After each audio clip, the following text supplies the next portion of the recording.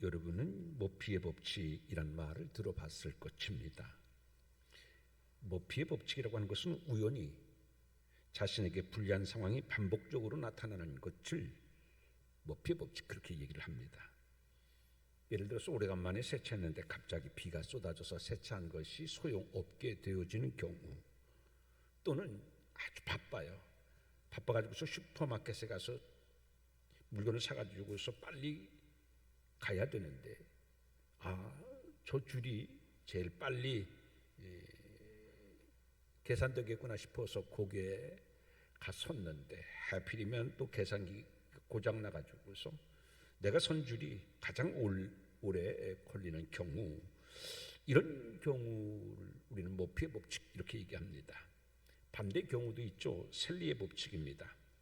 머피의 법칙은 우연하게 계속 반복적으로 나에게 불리한 상황이 계속되는 것을 말하면, 셀리의 법칙은 반대죠.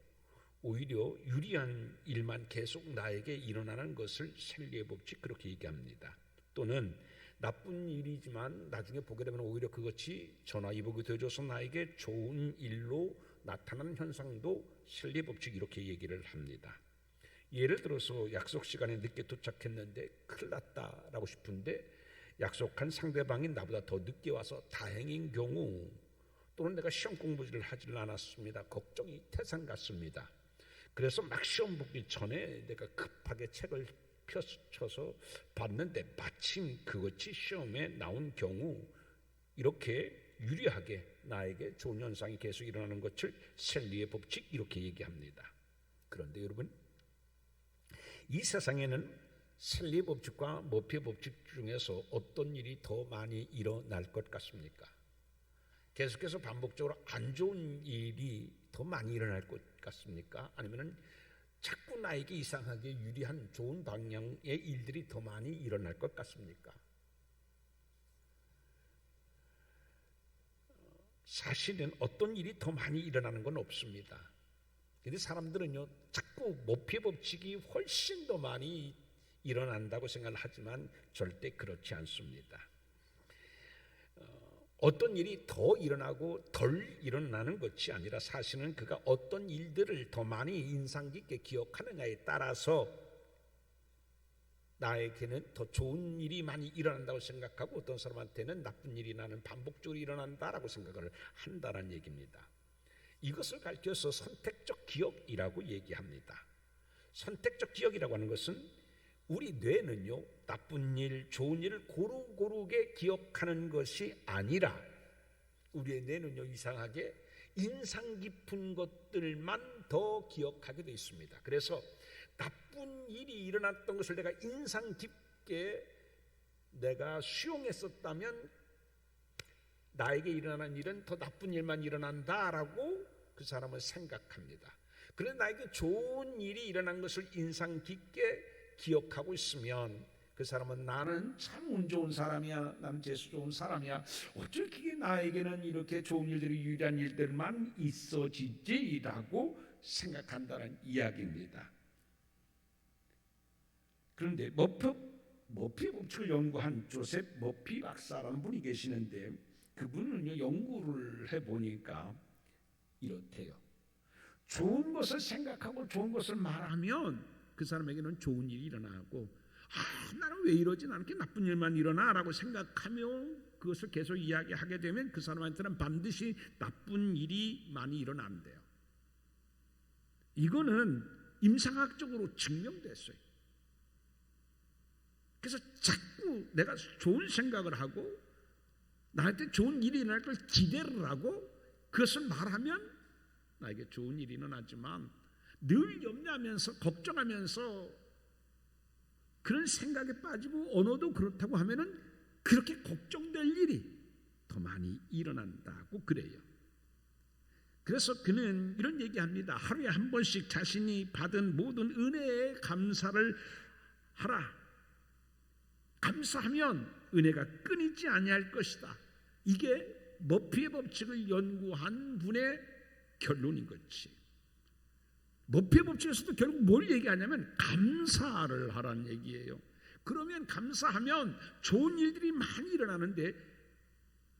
그 사람의 언어나 그 사람의 생각 속에 감사의 것들을 늘 발견하지 못하고 감사하지 않으면 오히려 나쁜 일만 많이 일어난다는 이야기인 것입니다. 여러분, 세계에서 가장 유명한 병원이 어딘 줄 압니까? 바로 미국의 존스 홉킨스 병원입니다. 그런데 이 병원에서 재활의학을 이끄는 의사가 있는데 바로 자랑스럽게 우리 한국인 이승복 박사입니다. 그는 KBS 인간극장에서도 방송될 정도로 많은 사람들에게 울림을 준 사람입니다. 그는 8살 때에 미국으로 아버지 어머니를 따라 이민 가서 체조 선수가 됐습니다. 그의 꿈은 뭐였었느냐면 태극마크를 달고 체조 선수로서 국위 선양을 하는 것이 꿈이었었습니다. 이 꿈을 위해서 그는 피를 까는 훈련으로 마침내 대한민국 국가대표 선수로 발탁될 정도로 촉망받는 체조 선수였습니다. 어느 날 미국에서 그는 고난도 회전 기술을 연습하던 중에 그만 공중에서 잘못 떨어져서 발로 착지를 해야 되는데 그만 턱이 마루에 꽂히듯이 떨어지면서 신경 조직이 끊어지고 말았습니다. 그때 그의 나이 18세였었습니다. 앞날이 창창한 젊은 청소년이 그만 절제 전신마비가 되어진 것입니다. 이 소식을 들은 어머니는 급히 달려와서 침대에 누워서 전신마비를 당한 그 아들의 모습을 보고 그만 실신을 하고 말았습니다. 그런데 그가 공중에서 바닥으로 떨어지면서 정신을 잃고 말았었는데 나중에 정신이 들어서 일어나려고 했겠죠. 그런데 일어나려고 했는데 몸이 말을 듣지를 않았습니다. 그때 그의 마음이 어땠을까? 그리고 병원에 가서 전신마비의 판정을 받게 됐을 때의 18세의 어린아이의 마음은 어떻게 되어졌을까? 근데 그 놀라운 경험을 합니다. 일어나려고 떨어졌을 때 그렇게 힘을 써도 일어나지를 못하게 되어졌는데 그때 구름같이 몽글몽글한 것이 그 앞에 이렇게 나타나더니 그 몽글몽글 구름 같은 것이 글씨가 되더래요. 그 글씨가 뭐냐면 영어로 God, God, 하나님이었습니다. 이게 뭐지? 분명히 그는 구름 같은 몽글몽글한 것이 자기 눈앞에 나타나서 일어서려고 해도 일어나지는 못하는데 God, God, 하나님이라는 글자를 썼어요. 그때 그는 이 사고로 평생 휠체어를 타야 했었습니다. 그런데도 불구하고 그때 그 기억이 God, God 이라는 그 글자를 분명히 그는 봤어요.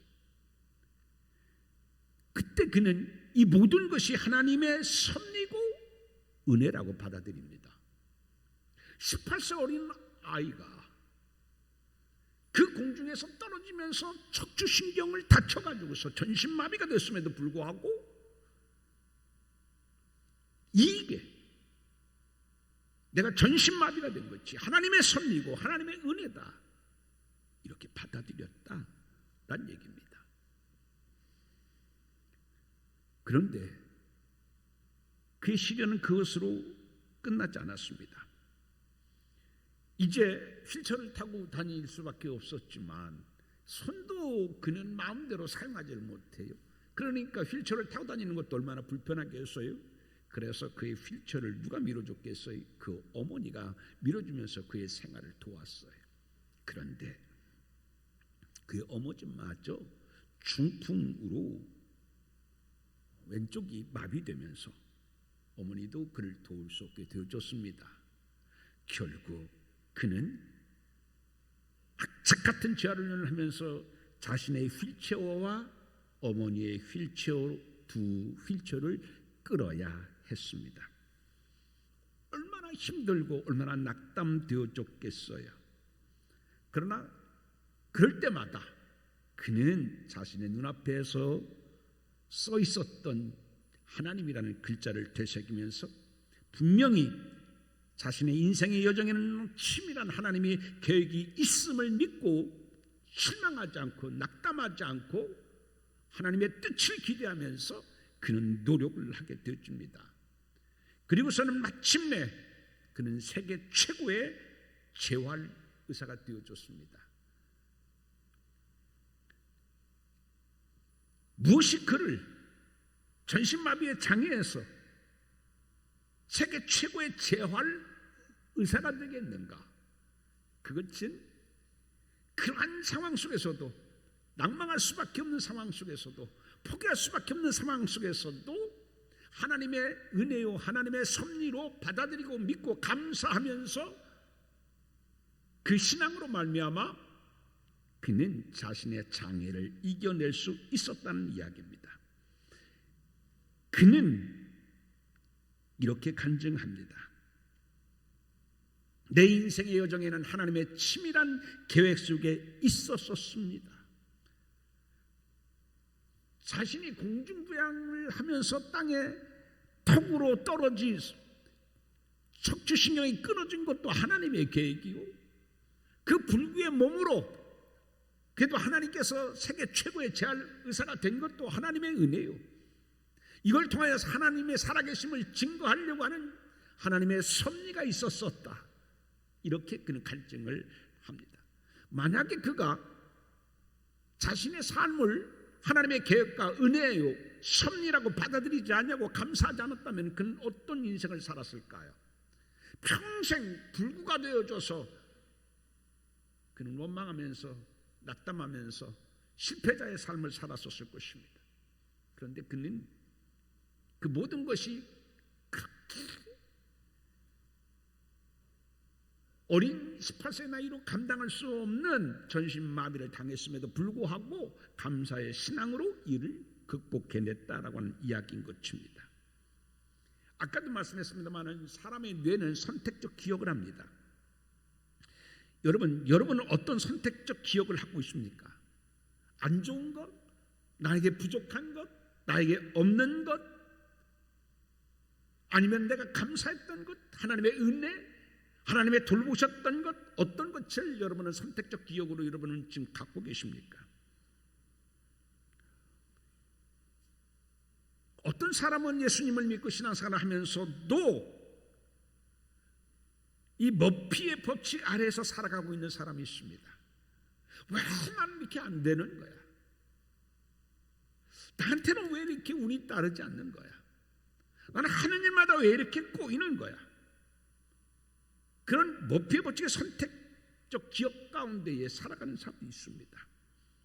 그러나 어떤 사람은 하나님이 나에게 역사하실 것을 기대하며 오늘 내가 힘들고 어려워도 감당하기 어려운 삶이 나에게 자꾸 닥쳐도 오히려 이것은 나의 인생의 걸림돌이 아니라 디딤돌이 될 것이야 라고 생각하면서 하나님께서 이것을 분명히 그렇게 하나님의 섭리 가운데서 나를 변화시켜 주실 것이야 라고 하는 은혜를 믿고 선리의 법칙을 고백하며 살아가고 있습니까?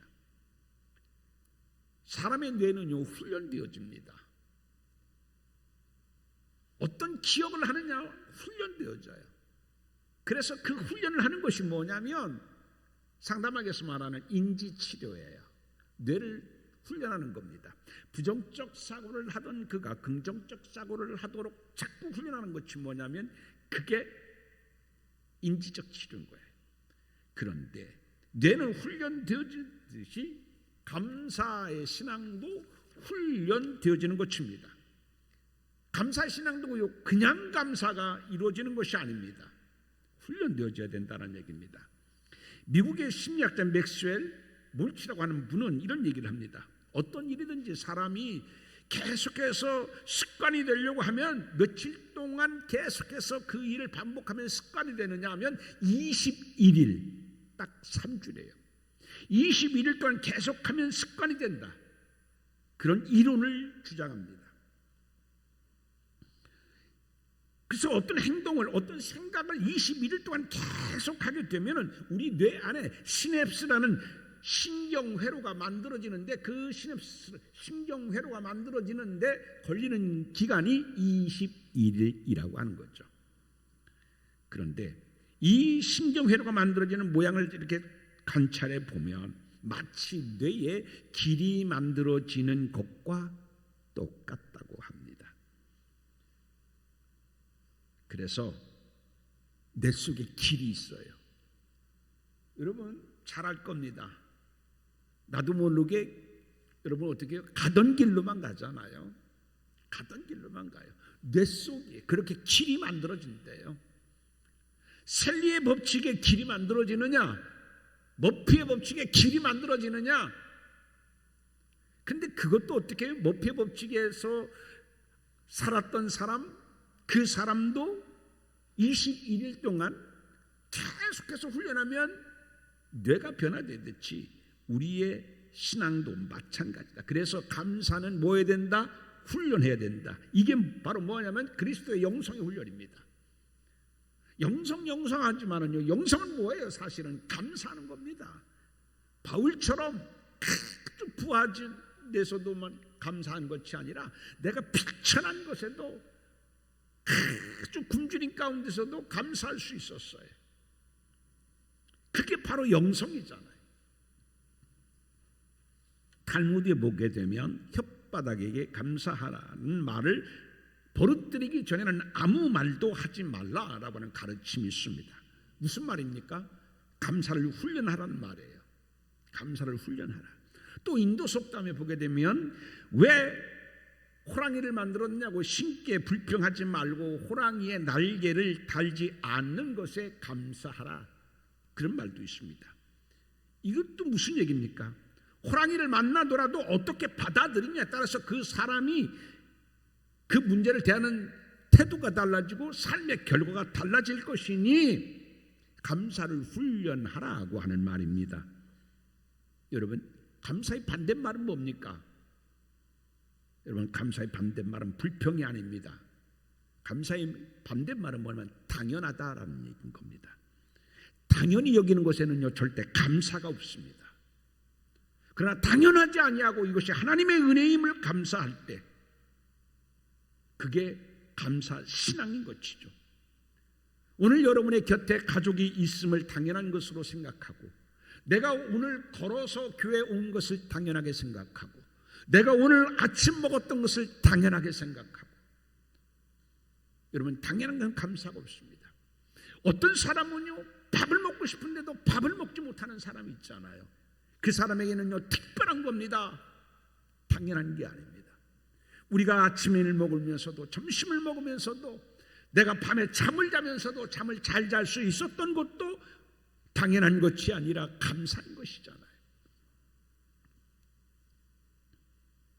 사라지면은 정말 그것들이 얼마나 귀한 것인 줄 알게 되잖아요. 우리는 가족의 중요성을 잘 모릅니다. 그러나 가족이 없어진다고 해보십시오. 그 사람이 없다고 생각해 보십시오. 그분이 안 계시다고 생각해 보십시오. 여러분, 당연한 게 아닙니다. 감사한 것입니다. 우리가 밥을 먹는 것이 감사합니까? 걸어 다니는 게 감사합니까? 당연한 건 하나도 없습니다. 그래서 감사의 반대말은 당연하다입니다. 여러분, 성경에 보게 되면 놀라운 하나님의 능력과 은혜를 경험하고도 당연하다고 생각해서 감사하지 않는 사람의 이야기가 있고, 반대로 극한 어려움 속에서도 감사한 사람의 이야기가 있습니다. 이 두 사람의 삶은 신앙에 따라 완전히 다른 결과를 가져오게 되줍니다. 하나님의 놀라운 은혜를 받고 하나님의 놀라운 기적을 경험하면서도 당연하다고 생각해서 감사하지 않았던 사람의 이야기는 뭐냐면 열왕기 하 20장에 있는 히스기야의 이야기입니다. 그런데 극한 고난 속에서도 어려움 속에서도 오히려 감사한 것이 다윗의 이야기입니다. 오늘 시편 57편은 바로 다윗이 사울 왕에게 쫓기는 그런 아주 극한 견디기 어려운 고난과 어려움 속에서 피어난 감사의 시가 오늘 본문 시편 57편입니다. 여러분이 잘 아는 것처럼 열왕기하 20장의 말씀에 보게 되면 히스기야 왕이 죽을 병에 걸립니다. 그때 그는 살고 싶었어요. 하나님 살려달라고 그의 얼굴을 벽을 향하면서 하나님께 처절하게 절박하게 기도합니다. 하나님은 그의 눈물을 보시고서 그의 기도를 들으셔서 15년 더 살게 해 주셨습니다. 얼마나 놀라운 하나님의 은혜입니까? 그런데 여러분, 그 열왕기하 20장을 다시 한번 자세히 보세요. 그런 놀라운 은혜를 경험하고도 히스기야는 감사했다는 말이 전혀 없습니다. 감사란 단어는 아예 나오질 않습니다. 그렇게 절박하게 기도했는데, 그리고 히스기야 왕의 신앙이 얼마나 좋아요, 우리 잘 알잖아요. 그런데 그렇게 신앙이 좋았었던 왕 히스기야도 그렇게 엄청난 기도응답을 받고서도 감사하지 않았어요. 왜 그랬느냐? 그때 바벨론에서 축하 사절이 왔어요. 죽을 줄 알았었는데 히스기야가 하나님의 은혜로 말미암아 살아났다는 얘기가 바벨론까지 들린 거예요. 그래서 바벨론 왕이 사신을 보내가지고서 축하해 줬어요. 그때 히스기야는 들떴어요. 야, 바벨론 큰 왕이 나에게 축하 사절도 보내? 살아난 것도 기쁜데 바벨론 왕까지, 그 큰 강대국의 왕까지 나에게 축하 사절을 보내? 흥분했어요. 그래서 하나님께 감사한 것을 깜빡했어요. 그의 눈이 하나님을 향해야 되는데 바벨론의 왕의 사신을 향했어요. 우쭐냈어요. 그럼 그가 어떻게 했어요? 그리고서는요, 자기의 보물창고를 다 보여줬어요. 이생의 것을 자랑했어요. 그때 하나님은 이사야 선지자를 통해서 뭐라고 말씀하셨습니까? 바로 하나님께서는요, 그가 자랑한 모든 보물이 다 어디로 가게 될 것이다? 바벨론에 가게 될 것이다. 여러분, 감사하지 않음으로 말미암아서 그는 불행의 씨를 후손에게 남기게 되어서 결국 유다가 멸망하는 단초가 되어졌습니다. 그게 히스기야. 감사하지 않았어요.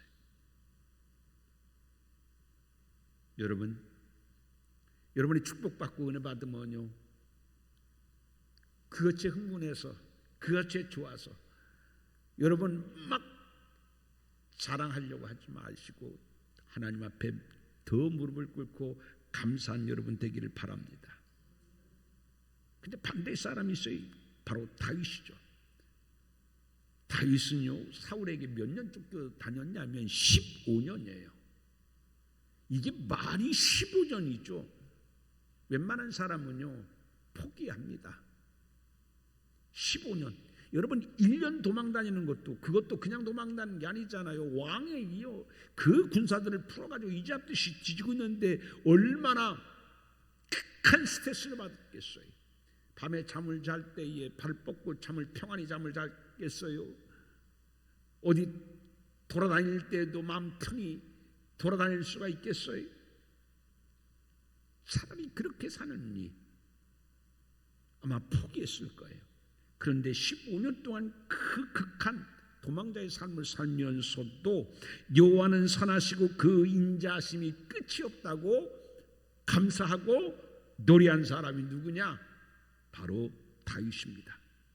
그는요 15년 동안 그렇게 쫓기고 또 쫓겼음에도 매일 감사했어요. 동굴 속에서도 감사했었어요. 들판에서도 감사하고 찬양했어요. 사울의 3,000명 군사에게 쫓기는 불안한 삶 속에서도 그는 여전히 하나님께 감사했어요. 바로 오늘 시편 57편은 그때 그 극한 어려움 속에서 동굴 속에서 피어낸 감사의 시인 것입니다. 여러분도 삶의 동굴을 만날 때에 오히려 그 동굴 속에서 시편 57편을 피워냈던 다윗처럼 감사를 피워낼 수 있는 여러분 되어지기를 주님의 이름으로 축원드립니다. 당연하다고 생각되어 감사하지 않았었던 히스기야, 반대로 극한 어려움 속에서도 오히려 감사했었던 다윗, 결국 당연하다고 생각해서 감사하지 않은 히스기야로 말미암아 그의 후손은 곧 나라를 잃게 되어줬지만 다윗은 어떻게 했어요? 오히려 나라를 얻는 축복을 받았습니다. 두 왕 다 훌륭한 신앙을 갖고 있었지만 다른 게 있었어요. 감사냐 감사가 아니냐. 다른 건 다 훌륭한 신앙이었었는데 히스기야는 감사가 부족했어요. 여러분, 오늘 여러분들은 얼마나 살면서 감사하고 있습니까? 아유, 힘들어 죽겠네. 오늘도 힘들어 죽겠다고 여러분 생각하십니까? 그런데 어떤 사람은 오히려 그 힘들어 죽겠는 그것을 부러워하는 사람도 있을 수 있습니다. 가족이 나를 힘들게 한다고 생각하십니까? 어떤 사람은 그런 가족이 있으면 좋겠다고 생각하는 사람도 있습니다. 사랑하는 성도 여러분, 문제는 우리에게 감사의 신앙이 얼만큼 있느냐 차이인 것입니다. 히스기야는 다른 신앙이 있었지만 감사의 신앙이 부족했습니다. 다윗은 우리아를 범하기도 하고 많은 신앙의 부족함이 있음에도 불구하고서 다윗의 신앙의 특징은 감사함의 신앙이었습니다. 사랑하는 성도 여러분, 여러분의 신앙의 특징이 다윗처럼 감사의 신앙 되어지기를 주님의 이름으로 축원드립니다. 그래서 저 사람은 정말 감사한 사람이야. 여러분 기억하십시오. 데살로니가전서 5장 18절에서 바울은 우리에게 뭐라고 말씀합니까? 범사에 감사하라. 이것이 그리스도 예수 안에서 너희를 향하신 하나님의 뜻이니라. 기억하십시오. 감사는 평범한 일상에서 은혜를 찾는 훈련임을, 감사는 하나님의 뜻을 찾는 훈련임을, 감사는 하나님을 영화롭게 하는 것임을 꼭 기억하소서. 우리의 신앙에 더 감사로 채워져가는 우리 모두가 되어지기를 주님의 이름으로 축원드립니다. 기도합니다.